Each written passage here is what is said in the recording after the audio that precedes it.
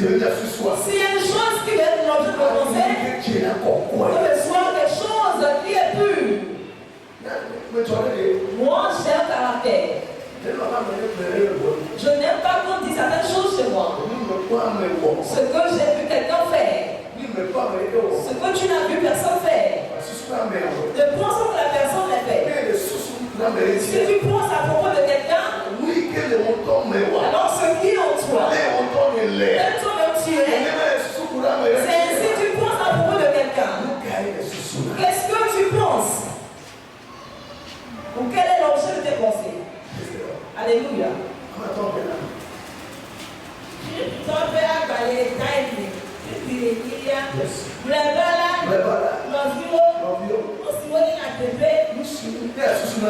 Si tu penses quelque chose, pense à quelque chose qui est vrai. Tout ce qui est honorable, tout ce qui est juste, tout ce qui est pur, tout ce qui est aimable, tout ce qui mérite l'approbation, ce qui est vertueux. Et dit de louange, soit l'objet de vos pensées. Nos pensées nous contrôlent.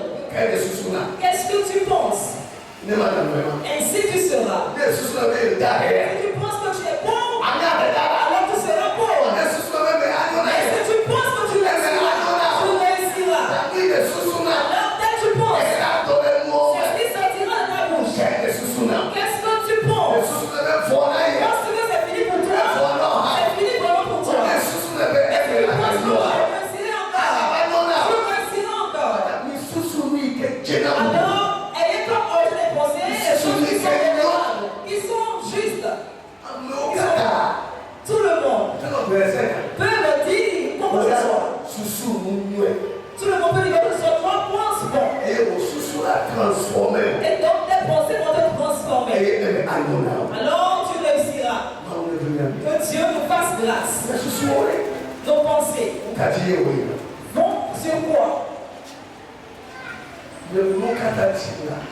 Toutes choses. On court à ce qui est Dieu. Alors il sera l'exemple en toutes choses. 2 Corinthiens 2. 2 Corinthiens 2. 2 Corinthiens 3, verset 2 à 3. Il est temps.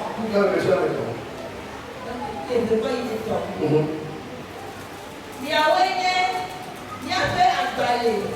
Si vous voulez, Yahweh n'y a fait agbalé. Si vous voulez, n'y a fait diomé. Si avocat tanya et yo voulez. Amen. 1 Corinthiens 2, 1 Corinthiens 3, verset 2 à 3. 2 Corinthiens. Excusez-moi, 2 Corinthiens 3, verset 2 à 3. Oui. C'est vous qui êtes notre lettre. Yahweh n'y a pas notre lettre qui a été écrite.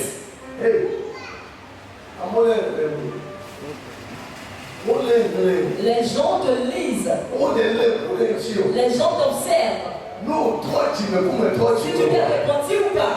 C'est pas toi-même qui le dira. C'est les gens qui vont voir. Quelle personne. Il reste un peu pour toi. Car c'est nous qui sommes la lettre écrite. Par le fait de tenir la grande Bible sous les aisselles. J'ai pris la grosse Bible. Pour que les gens sachent que je suis la personne d'Alléluia. Pourtant, mes comportements diffèrent de la parole. J'ai pris la grande Bible. Et c'est toi qui éparpilles des gens partout. Ton copain lui-même sait. Si tu veux appeler Jésus, est-ce que Jésus, on sait que tu n'es pas encore repenti.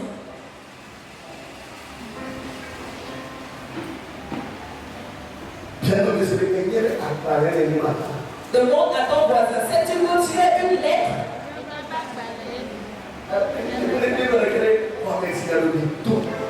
La salle est très silencieuse. Si tu passes, tu entendras le bruit.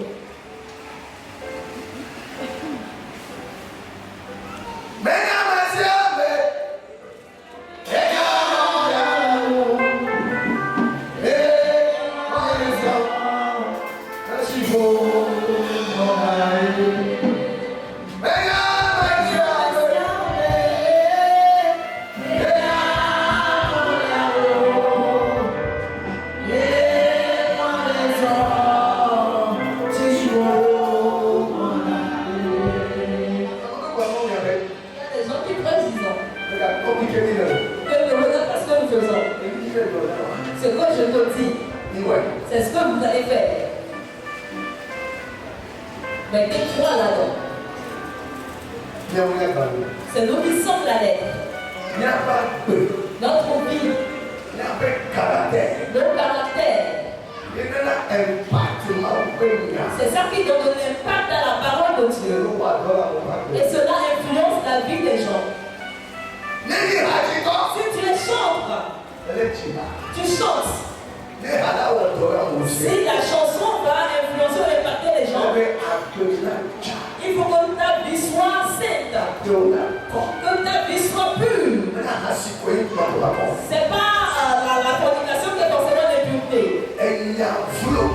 Les paroles insensées qui sortent de la bouche aussi. Tu vas mépriser quelqu'un, le vilipender. Jésus dit, ce qui sort de l'homme, c'est ça qui le saoule.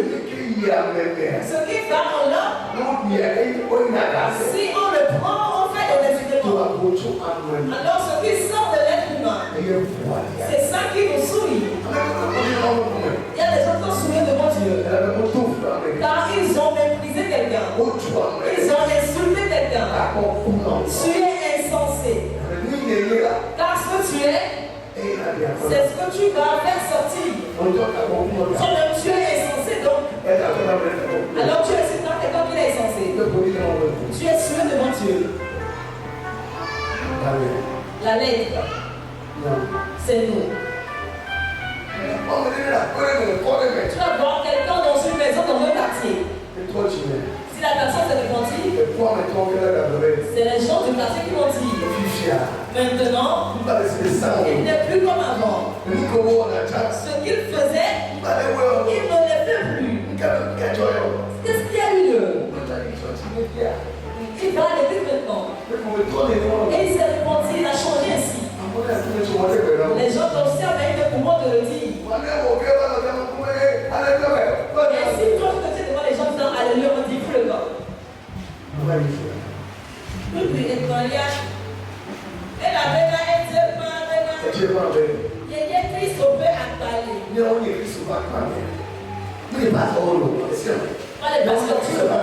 sommes la lettre du Christ.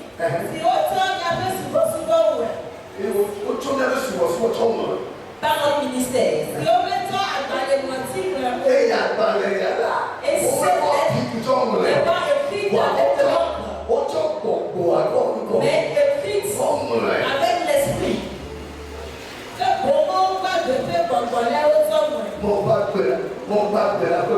Mais avec l'esprit du Dieu vivant, cela a été écrit. Non sur les tables de pierre.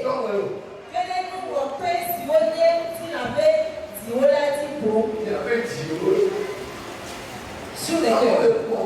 Les gens vous observent.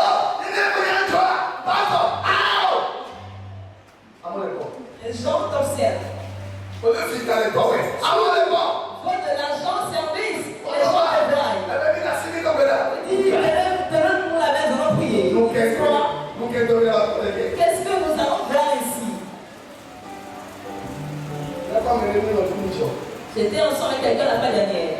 Et donc un ami a vraiment appelé. Il est musulman. Il est musulman. On jouait. Il m'appelait pasteur.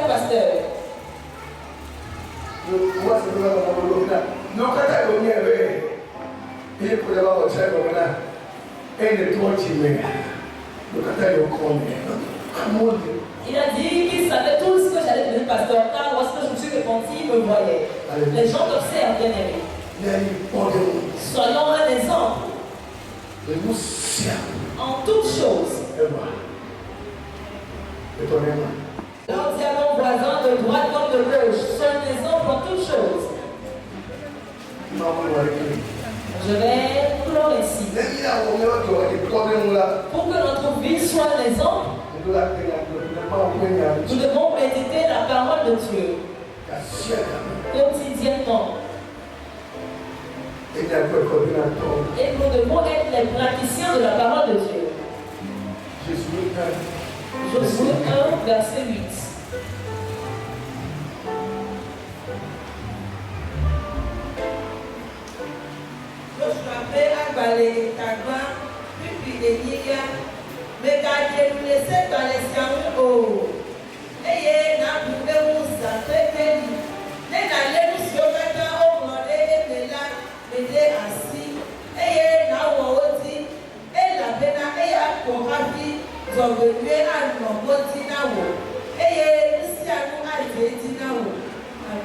Amen.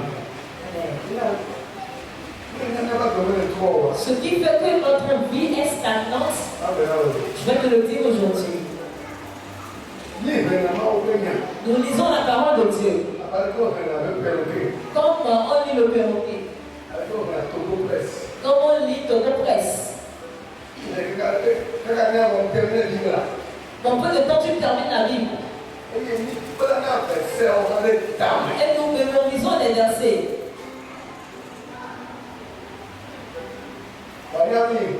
Mais savez-vous, nous ne méditons pas à propos de la parole de Dieu. Si nous méditons la parole de Dieu, alors un verset sur lequel tu médites est comme un bœuf ou un bœuf qui a fini de manger et s'est endormi. Et ce qu'il a mangé, il est revenu dans le faire sortir à nouveau. Et il va remanger cela. C'est ce qui travaille sur lui. Si nous méditons les versets,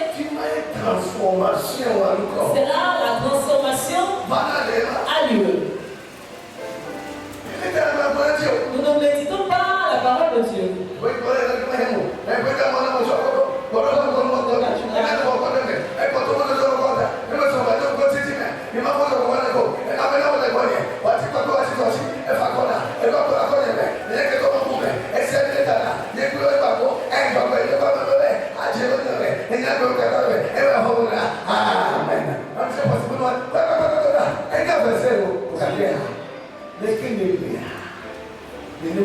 Dieu récite apparemment les versets comme papa vient de le faire, mais tu demeures en fait. Mais si tu lis le verset, et tu vas vers le verset, tu viens vers le verset 2, tu arrives vers le verset 3.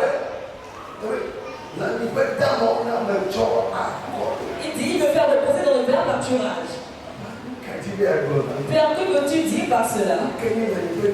C'est quoi les verbes pâturage? Après avoir fait cela, tu n'as pas de temps. Tu es